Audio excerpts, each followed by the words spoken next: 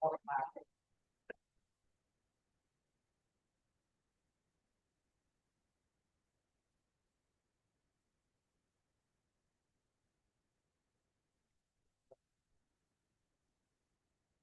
evening, councillors. Can I welcome you all to this meeting and to everybody that's online to this June meeting of Colne Town Council. Do we have any apologies? Yes, I've got apologies from Councillor Bell, Councillor Sarah Coburn-Price, Councillor Howarth, Councillor Lord and Councillor Robinson. Thank you. Declaration of interest. Has anyone got a declaration of interest on anything that's on the agenda this evening? No? Minutes. You'll have a copy of the minutes of the meeting held on Tuesday the 20th of May. Are there any issues or concerns on those minutes? Yes, David. It's more just a quick question, really. Is there any update on the PSPO question and also on the banking one?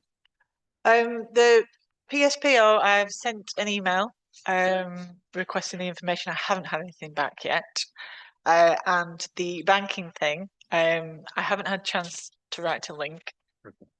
However, I was going to bring it up in the clerk's update, but it's literally the only thing I need to update on anyway.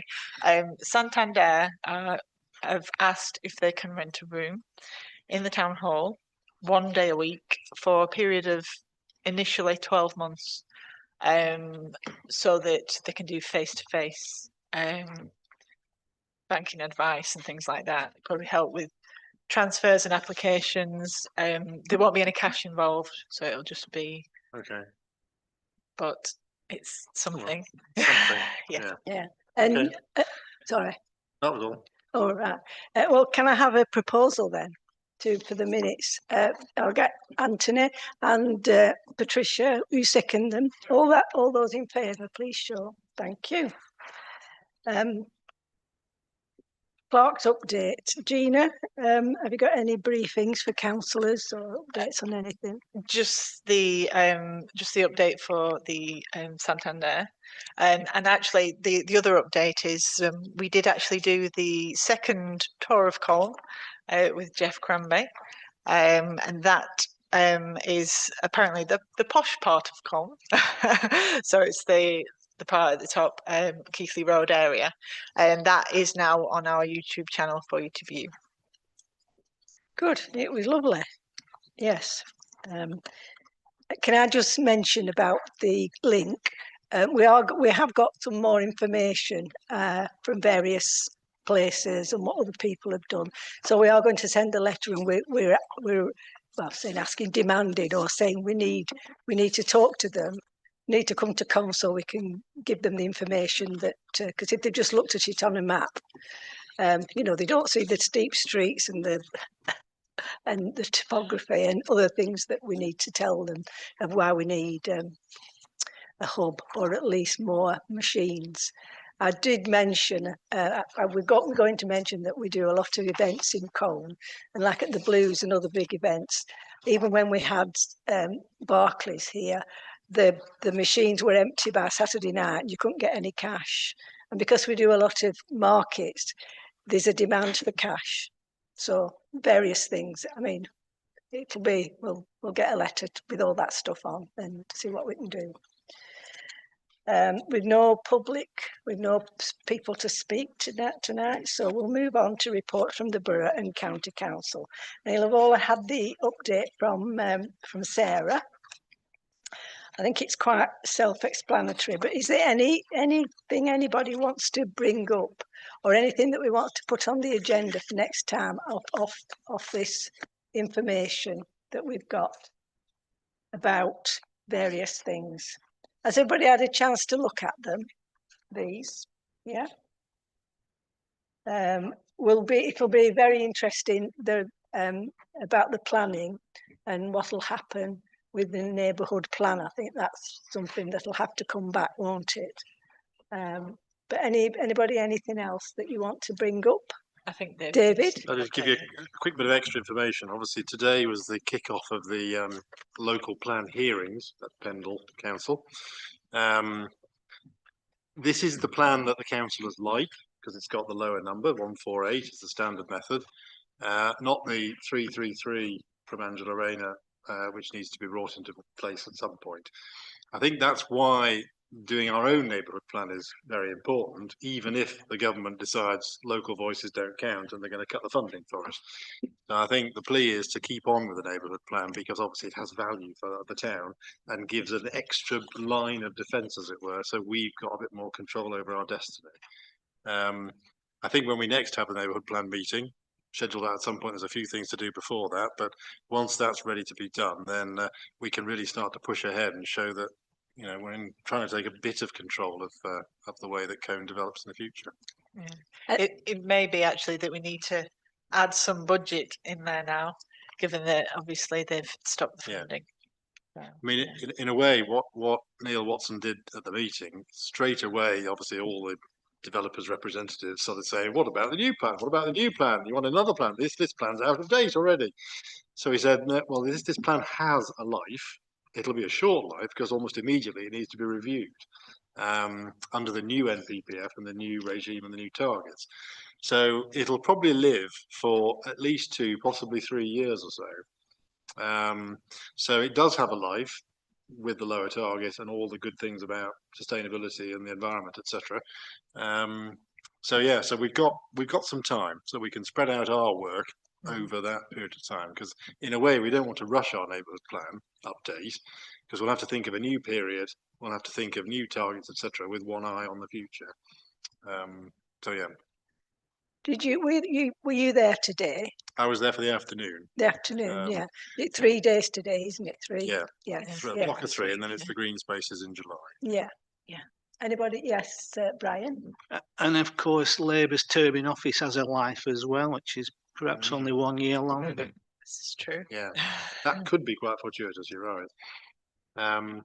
The only other extra update on Sarah's and my papers is the cemetery gates. Remember the automation of the cemetery gates? Yeah. It's only been 8 years in the asking. So finally, obviously, with the sale of the cemetery lodge, the money's been ploughed into electrifying the gates. The go live electrification is 9 p.m. on Monday, the 23rd. So next Monday. Anyone wants to go there for the ceremonial thing where it shuts? The occupiers of the house will be told how to use their fobs and double check that it works, and then the gates will be automatically locking overnight. So that should cut down some ASB and some other issues. Okay. Just on this item, I will say I did send an email to the Lancashire County councillors. Unfortunately, I haven't heard anything back. Right. Yes. There we go. Can we go on to item 8 then? Finances. We've got paper 8A. Is there any questions on that paper? Yes, Alice. I was just wondering, with the Countryside Access Service subscription, 1,800, do we have a list of activities that they've done for that? I'm assuming it might be Gib Hill and things that we benefit from. I usually do get one. I'm not sure what time of year it is. I normally get one, but usually every year we get a rundown of what they've done. Yeah. I do think we do get value for money on that. Yes. So Yeah, I completely agree with it. I just was wanting to have a little bit more information on that. Well, as soon as I get the report through, I'll forward it to all councillors. Yes, David. Just one question: the money paid for the asbestos work, is that all finished then? It is. 'Cause I know asbestos is quite expensive, so I was hoping that was the whole lot. Yes. No. Yeah. That is the whole lot. So it has all been done. No. Yeah. Good. Are we okay with 8A? Can I have a proposer then? Patricia, a seconder. Howard. All those in favour? Thank you. Then we go on to the budget on 8B. Is there any questions on that item? Yes, I David. had one question. Obviously, we're early in the year, but the events obviously are spent and committed. I know the income has gone well over budget as well. So could you just explain about all the spending and all the extra income? I'll let Nathan explain that one. capable assistant will answer the question. So all the purchase orders for everything that's been booked for all the events this year have all gone in advance. So that's why the spend's so high, because obviously the purchase orders have gone in. And then the income, we've had a real good year for sponsorship and Okay. We traders. introduced some new business sponsor packages, which I think are going down quite well, aren't they? I think. Oh, yes, Yeah. those do 3, again, it sponsor 3 events, is it? Yeah, so the businesses had the opportunity to sponsor the gala, the fun day, and the Grand Prix at £50 plus VAT per event for a banner. Or they could get sponsor all 3 for a reduced price, and it worked quite well. We've had about 29, 30 businesses get involved and All right. go for the full package, which obviously has helped with the cost of events.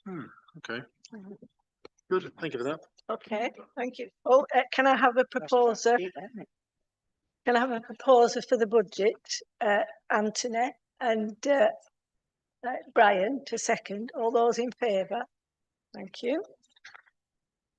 Right, item 9 is the annual governance and accountability returns 2024-2025.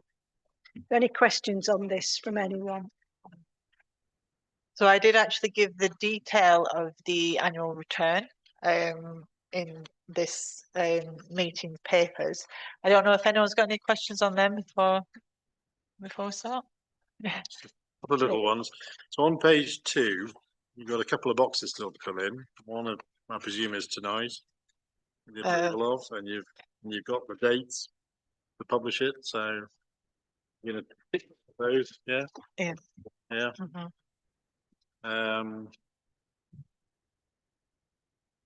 The restatement of the prior year numbers.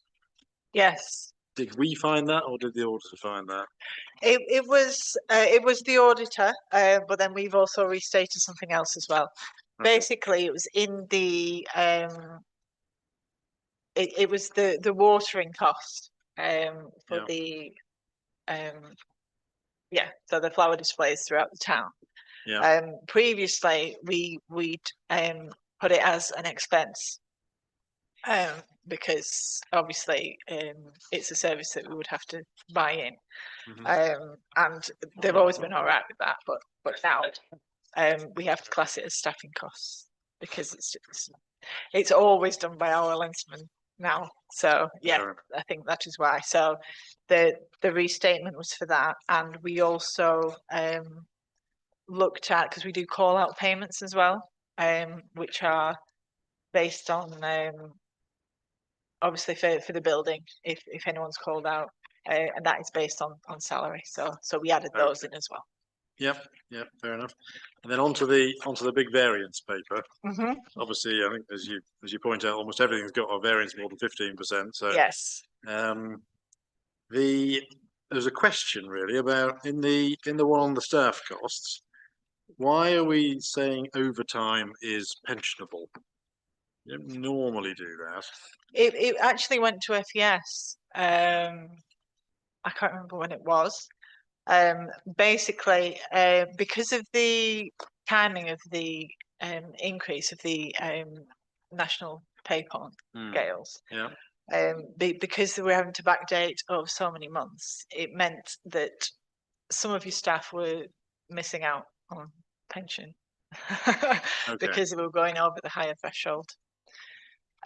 So we were getting less than everyone else. Okay. So Yeah. that then went to finance, and they decided to change it to all income, which then means obviously that the upper and lower limits then don't apply. Okay. And the budget figures now then They right reflect then for that, yes. Right. Okay. Yeah. And then a couple of things in the box below, the big box below. Remember the hint about if you want to break this up into lines, if you do alt return, you can break it down into separate lines Right. rather than have a big stream of text. If you use alt return, you can put sort of line breaks in them. Yeah, these are templates that are sent through from PKF, and they don't always work how you want them to. Marvelous, great stuff. But the sixth line down, you got there was additional road closures. Well, I want to have there were. Oh, right, yeah. Another line down in the middle, a full year's costs in an apostrophe S for years. Yeah, And then in the box below, bottom line, Lensman's Tools, apostrophe S there as well. yeah. But that, good to go. Okay. Okay, I'll move them if you like. thank you. A seconder, please. Yes, thank you, Neil. All those in favour? Thank you. Item 10 is the Great British Rhythm and Blues Festival. You've got a revised ticket sales here tonight. Oh, yes. So how are we doing? I don't think I've got the updated ticket sales. I thought I get it, yeah. Yeah, it's downstairs. You did, yeah, you left it. Sorry, I've got a spare. There's one, Nathan. Okay, thank you. Okay. Yeah, there you are. Super. So, ticket sales for the festival, we sold 291 tickets, and 78 camping pictures. Since the full lineup's gone out in the press and on social media, we've seen quite a big increase in ticket sales, which is always good. All the operational elements have been fulfilled for this year, so everything that needed booking to make sure the festival goes ahead has been done, and all the acts have been booked for the fringe and the main stages as well. So that's it really from last month. We're just pushing on ticket sales and properly starting all the marketing and PR for this year's festival. So that's it. Okay. It's a quick question. Is Cone Blue Society pulling their weight, doing their bit? They are. Yeah. They are, Well, yes. They're doing all the, they got all the Okay. thing, the artists and that. I think they've started as well booking acts for 2026 festival as well. So they're always working behind the scenes. Yeah, Okay. Good. Good. Anthony. Compared to this time last year, are ticket sales up or are they down compared to last year at this stage? Compared to last year, they're I think pretty much on par to last year. I think they were slightly down at the beginning of the week, but then we've sold quite a few since then, Yeah. which has brought it back on an even keel. Yeah. But because obviously we won the award this time round, we're hoping that will help to boost ticket sales. So we hope that we'll actually sell more tickets this year. It really depends if you get new artists, I suppose. But I'm not concerned with this, but I think it would be difficult if the Muni came back on board as a because it's a lot to fill the Muni, and you wouldn't fill both the Muni and the Hippodrome with the tickets that we've got we're selling the last few years. But we'll see what happens, next year.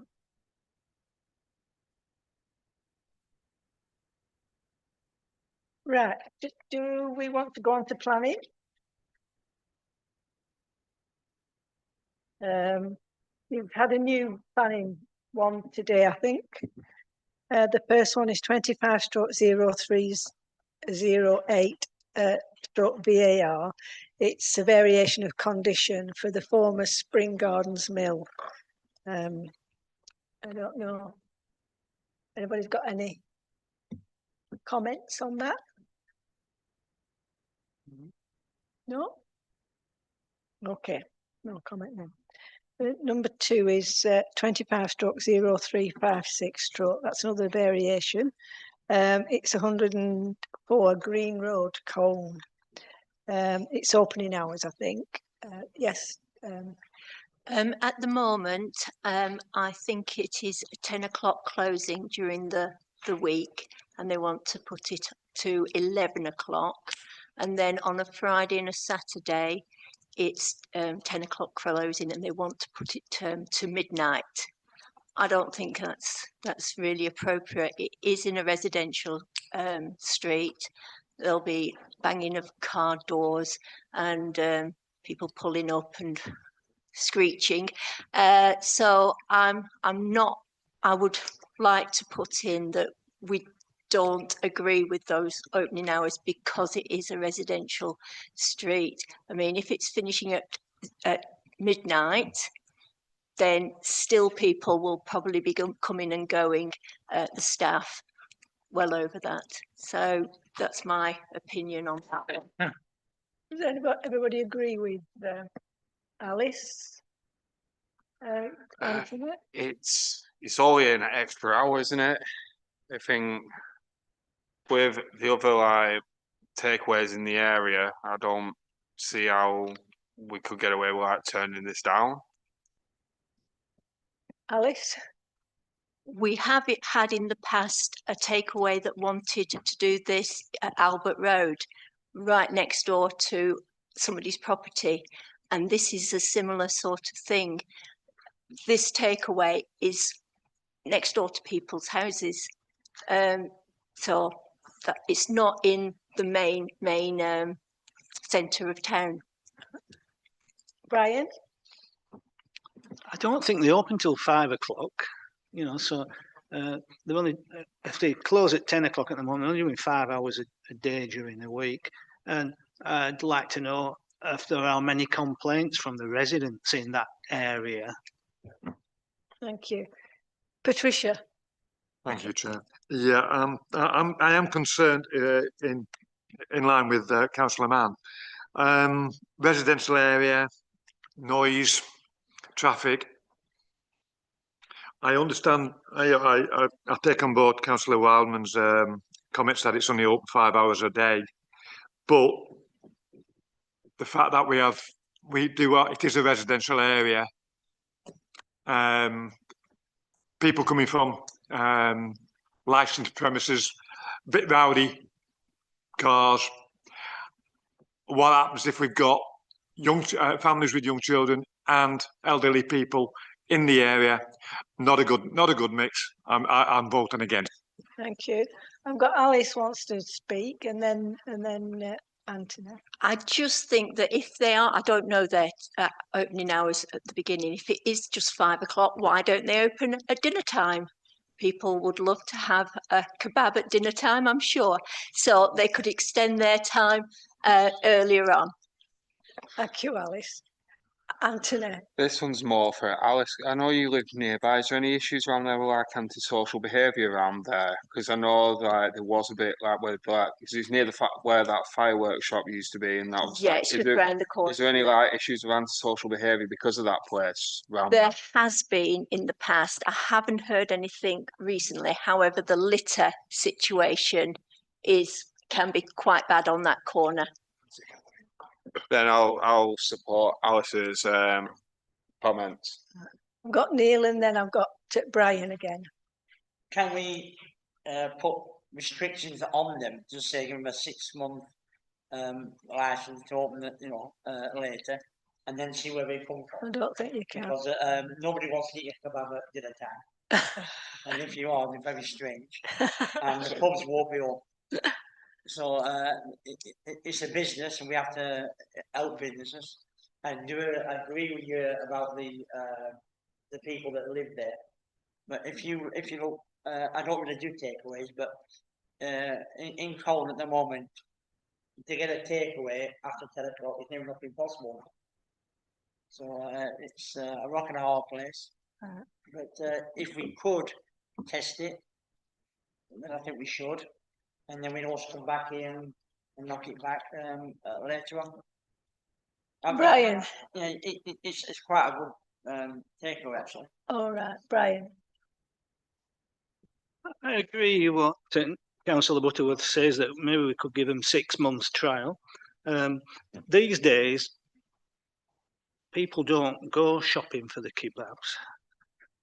They send it Just Eat or something like that. And on the occasions that I go in the shop, which probably about 5, 6 o'clock when it's just open, there's only taxi drivers picking up orders, and I'm just usually by myself in the shop. Thank you. Howard? I think because of where it is, I think it's legitimate to say shut at 10 o'clock. And they knew that when they got the permission. And nowadays, in the good old days, as it were, you could give temporary permissions, or you could give a permission for a year or 2 years to see how it worked out. And then if it didn't work out, you didn't renew it. But that's not done nowadays. It'll be a lot worse as well if the Sefton Club was still open, but we'll pass over that. I think we should stick to it and say no. That's the decision. And as has already been said, if he wants to open earlier, he can open earlier. But Thank you. We've got yes, Anthony. I just thought I'd do a bit of research, and they're already saying that they're open until 11:30 at midnight anyway. Open from 3:30 in the afternoon till midnight. On a Friday and Saturday. This is like during the week, so they're already doing it well, in that case, despite a planning permission. in that case, we should point out that they're in breach of their planning permission. So I propose that we object to the extension and put on it that we have, by their own admission, by the sound of it, are already breaching their existing permission. Yes, Brian. Perhaps they've already been caught and they put in retrospective. Right. So what's the consensus? Are we saying we'll? Yeah. So what do they want to do? They want to make it. The motion is to object and point out that they're already breaking the terms of the planning permission, and the danger is if they get the extra hour is that they'll then breach that as well. So this. Is there anybody that's going to second that? Yeah, various people. Right. All those in favour? All those against? Thank you. Right, the next one is 25/0360/PIP. It's land to the west of Lakeside, Red Lane, Colne, and it's permission in principle for erection of one dwelling.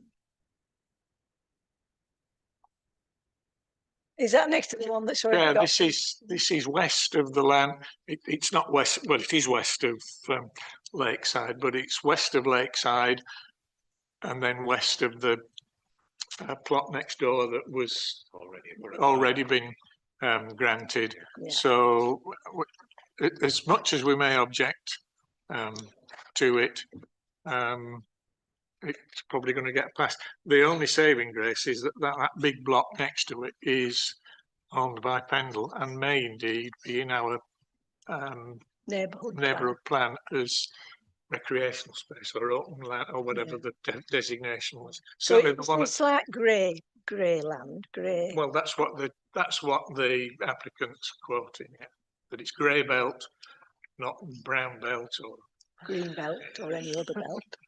Right. No. So I don't think we can do anything. So we just no comment. Yeah. Okay. 25/0359/FUL. It's land to the north of Townley Street. It's residential development of 4 dwellings with parking and the demolition of 2 garages. It's I won't say who it is anyway. I'll just.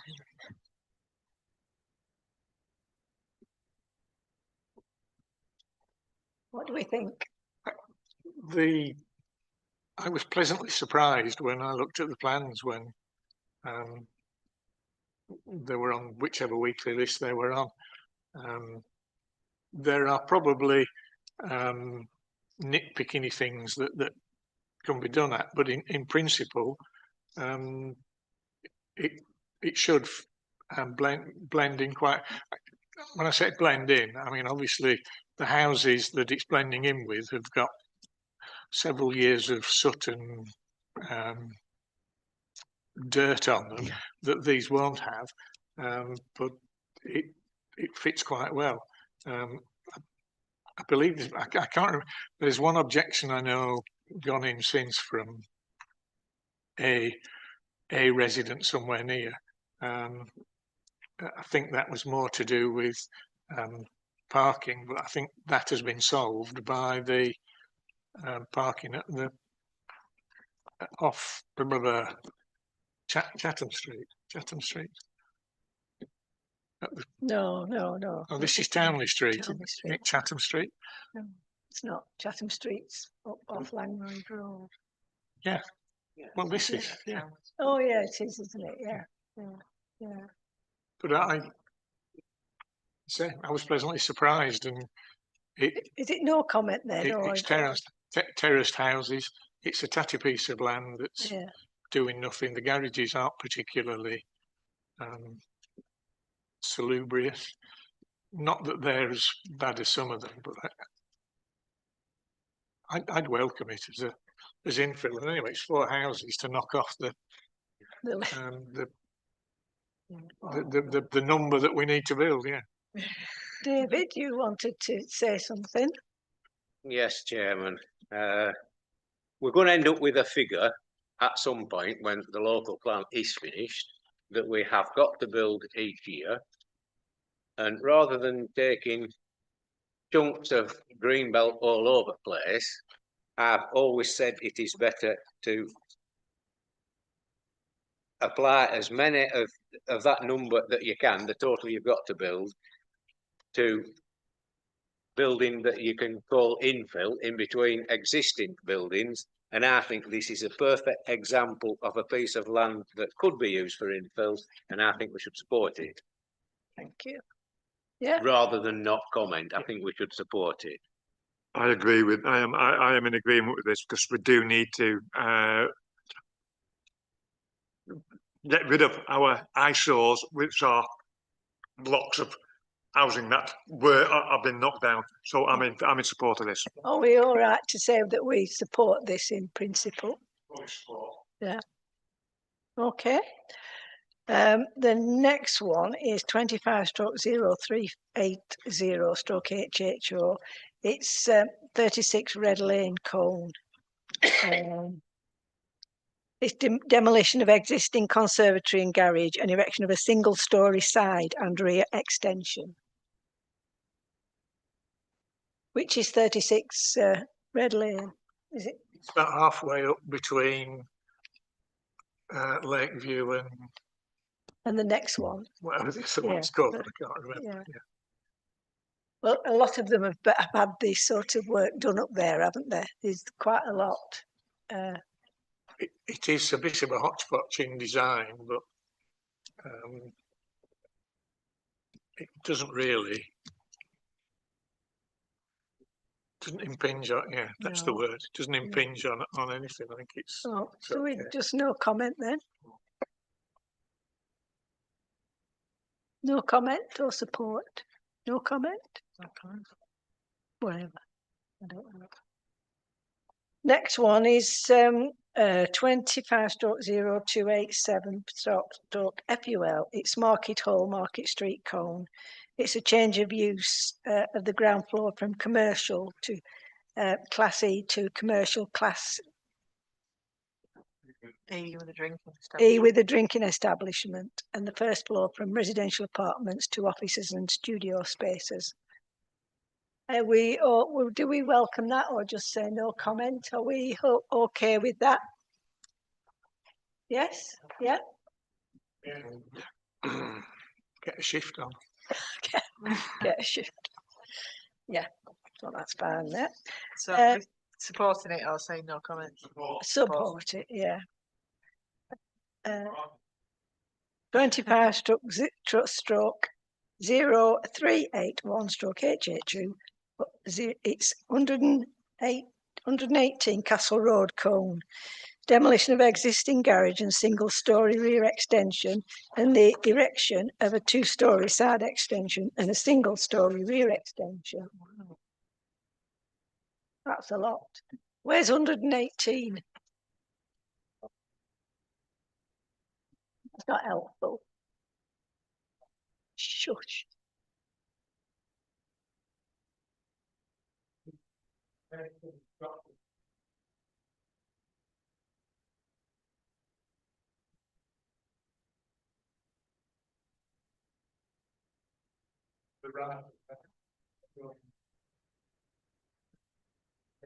Yeah.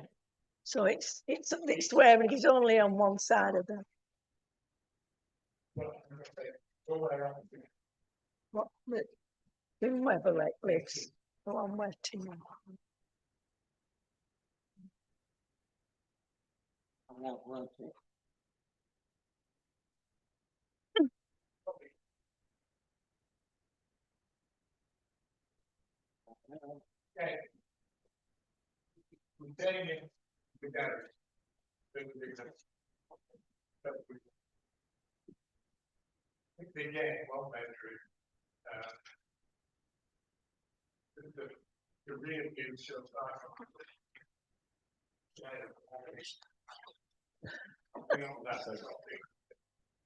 Do anything. Are we just no comment then?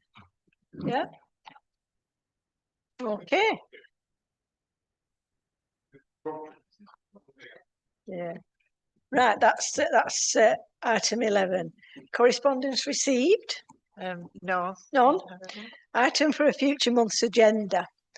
Anybody got anything that they want to put on the agenda? Next. Good.